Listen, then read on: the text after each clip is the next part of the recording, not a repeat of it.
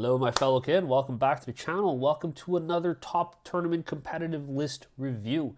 It's been a while since we had one of these. In fact, this is going to be the first episode I release since our codex launched about a month and a half ago or so. So really exciting to get this one out today because really what we're seeing is different attachments compared to what we had previously with just one single index attachment that we've been playing for 2 years. So at long last, we finally have our codex, and after about a month or so of it being out there, we're starting to finally see some really good results with the codex, some diversity in terms of the units that are taken, the detachments that are being played, and I think this is just going to get, hopefully, more and more diverse as time goes on. So really excited to bring you guys this one today, an undefeated Hearthband list at the Battle for Salvation GT in October of course, this year. Let's jump in. But of course, a massive thank you to all of our amazing channel members whose ongoing support help make these videos possible. Thank you guys so much. It really does mean a lot. That list in today's episode was piloted by none other than Drew Salsborn, who makes regular appearances on this competitive list review series on the channel. So happy to see Drew is sticking with Votann with the new book and having some good success with it right out the gate. He came second out of 146 players, taking home 6 wins, 0 draws, and of course 0 defeats. His matchups included Votann at 75 versus Chaos Knights at 58, 100 score for Votann versus Space Marines at 33, Votann at 90 versus Blood Angels at 48, Votann versus Space Marines yet again at 55 to 90 for the Votann player. An interesting game of Votann at 71 versus Admech at 51, and then wrapping the event off, we have Votann 94 versus Orcs at 53. Jumping into the list here, of course, the pilot was taking Hearthband at 2,000 points clean. Now, for those of you who don't know, Hearthband detachment favors taking Hearthguard units, as you might imagine.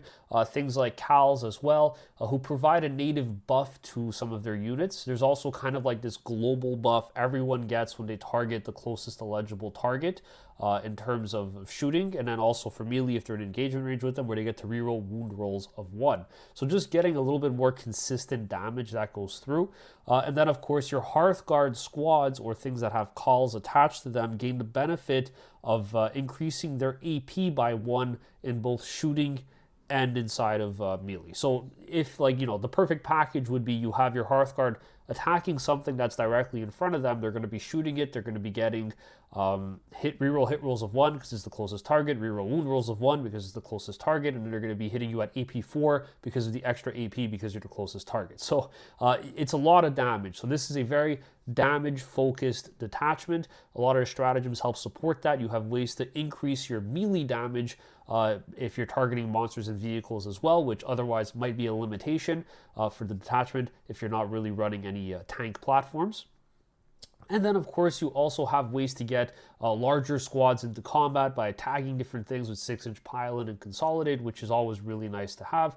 And one of the key stratagems here is going to be increasing the strength and giving a unit sustained hits 1 of your Hearthguard units specifically. So a lot of good ways to just amp up your damage, guarantee consistency, and just get more value out of your units in terms of throughput. So starting off with characters, we have 2 Echamps taking the Mass Hammers. One of them is going to be running Bastion Shield. So this is the key capstone, I would say, enhancement of the detachment. And essentially what it does for you is it's armor contempt for a unit that it's attached to globally. So every activation that shoots into you is going to be penalized for the armor of contempt. So it's actually really nice to have. It's a little situational because there's a range limitation on it and it doesn't apply in melee, but you have ways to increase the range by spending yield points. So this would ideally be used on something like the 10-man Hearthguard Brick, who are going to be having a 2-up save, potentially -1 to be wounded if they're in the fortified portion of your army rule. And then essentially it just really gives you a little bit more durability and staying power if something is trying to shoot you within 18 inches and then probably set up a charge or something else. We then have an Echamp who's taken the Iron Skin enhancement. This is probably just because he had 10 points left over. It essentially just gives a couple extra wounds to your character. We then have Uthar rounding out our characters in this detachment here, in this list, and Uthar, of course, being here for his extremely valuable CP economy, which really just helps you make get more uses out of your activations, out of your stratagems. You could use them more frequently, more often, and your 2 CP strats, which there is one of in this detachment, will become 1 CP instead, which means you'll have more access to it. So he's just a really nice piece to have. I am surprised to see him inside of Hearthband. Just by the nature of the detachment, a lot of the pieces that you're going to be spending strats on are either going to be coming down from reserves, like Deep Strike, for example, for your Hearthguard. They may not be in proximity of 12 inches to Uthar, and the things that will be around him probably won't be the primary recipients for your stratagems. So he feels a little bit more situational in this detachment, but it is an interesting choice. I will also note that we do not have any Memnirs here, which means our yield point generation is going to be really just the default, right? Like if you're on objectives and you're controlling them, you're going to get yield points. We're not looking to manipulate or stay inside of hostile as long as possible. This is really just like, as the game progresses, turn 3, I'm probably going to hit Fortify. Very likely we'll hit Fortify if the game's going well, and then everything just becomes a lot more durable. Now, in terms of infantry, we'll skip ahead here a little bit. So we have 3 sets of 3 Thunderkin. 2 of them are going to be running the Grav Gun, so this is your anti-vehicle, anti-monster. And then we have 1 set of 3 running the Bolters. We then have 2 squads of 5 Berserks, which I thought were really interesting. We have a set with 5 that are going to be taking axes, and another set with 5 that are going to be taking mauls. We then have a 10-man Jaeger squad with knives and the special weapons like that one-shot sniper and the APM launcher. And then, of course, for the meat of the list, we have a big 10-man Hearthguard brick with plasma guns and fists, and then a smaller 5-man Hearthguard brick who also have plasma guns and fists. In terms of transports, we're taking a single Capricus carrier that's going to be splitting our Jaegers up. This is going to allow you to have something that plays like a midfield screen, and then also something to potentially hold your home. As you may notice in this list as we wrap it up, that there really aren't that many pieces. We then move on to the vehicles, and of course we have not 1, not 2, but 3 Hecaton land fortresses, all running the Magna Rail Cannon and the Twin Bolters. So I think, all in all, as you can see here, an extremely elite list. We're not really taking any chaff. We're not taking things like bikes here who are going to threaten uppy downy. This is very damage-oriented. And I think that you could see some of this when we look at the matchups a little bit later and discuss some of the strengths and weaknesses as well. So in terms of some of the strengths, like I mentioned, this list has extremely high output. You're essentially going to be constantly buffing your Hearthguard's damage through the stratagem that gives them +1 strength and sustained hits. So this gives you a really powerful breakpoint, going from strength 7 to strength 8, because now you wound marine bodies on 2s, rerolling 1s ideally because they'll probably be the closest thing. Sustained hits 1. So in the ideal world, you're hitting on 2s, rerolling 1, sustained hits 1, wounding on 2s, rerolling 1s, and then putting wounds through at AP4, which basically give you no save at all unless you pop Armor of Contempt.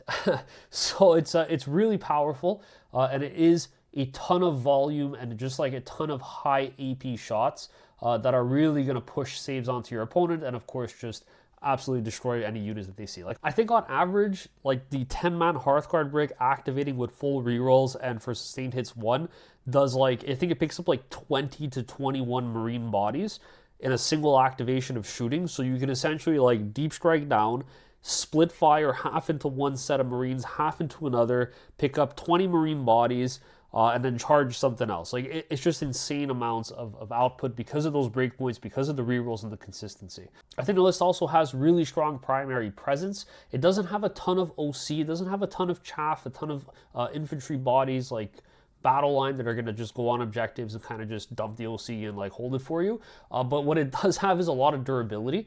So you have this big Hearthguard brick, for example. You have the 3 Hecaton land fortresses that are OC5 and really just tough to shift. And if any of you saw the game being streamed live, where the pilot played against Orcs for the final game of the series, you'll probably remember he had kind of like a post-game conversation with his opponent talking about what his macro strategy was, and it's really just about this idea of bringing a land fortress positioned and out to threaten any one of the 3 objectives. So 1 is responsible for each objective, and whatever unit in the opponent's army activates to deal with one of the land fortresses the other two in the rest of the army will kind of converge on that target, on that series of targets that poked out, and absolutely annihilate them. So it holds primary well in the sense that not through OC, but through just sheer staying power and output to make sure your opponent doesn't get to last on it, or have anything left to contest it, I should say. On that note, like I said, it's just very durable, very elite. We have a few number of activations, but all of them are pretty high quality. And I would say that it's meta relevant with an asterisk here. For that reason, I think because we are kind of anticipating having a lot of orcs come out in the meta. Marines are everywhere and quite popular as well. And I think this detachment and this list are very powerful into those archetypes. Very strong into marine bodies. Like we said, that breakpoint of toughness 4 is invaluable. And then, of course, very powerful into orcs because you just push so much high volume through that even through like the WA, where you get to feel no pain, you're taking like 100 saves, right, on like any unit that gets activated on. It's just extremely, extremely powerful.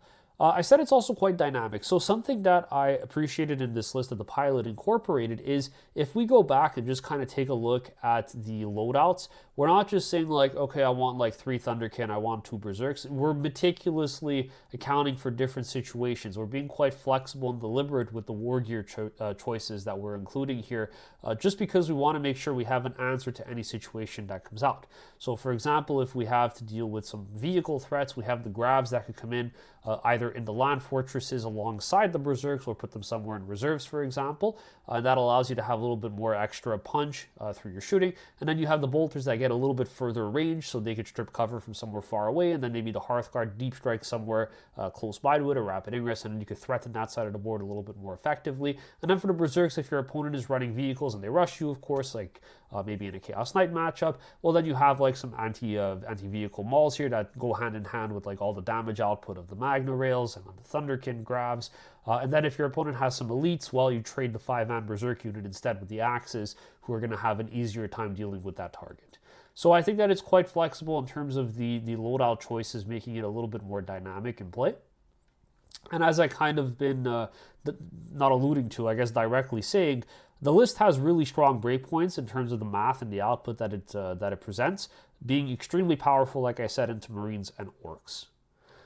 Now, in terms of weaknesses, I do think there are some limitations to this list. It's extremely lean, which means that it's tougher for you to play a slow game. And, you know, most of the games these days, I feel like the meta is shifting to be a little bit faster in terms of like these melee armies or just like high rates of engagement early on in the game. But it is quite lean.